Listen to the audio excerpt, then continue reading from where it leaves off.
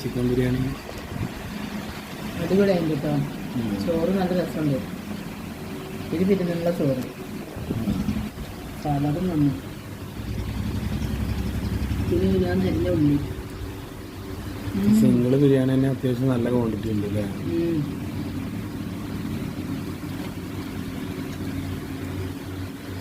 രണ്ട് 3 വലിയ കഷ്ണം ബീഫും ഉണ്ട്. എത്ര കഷ്ണമുണ്ട് ചിക്കൻ?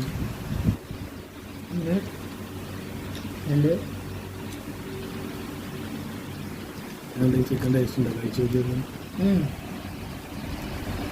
കുഴപ്പമില്ല, രസമുണ്ട്. കഴിച്ചു നോക്കും.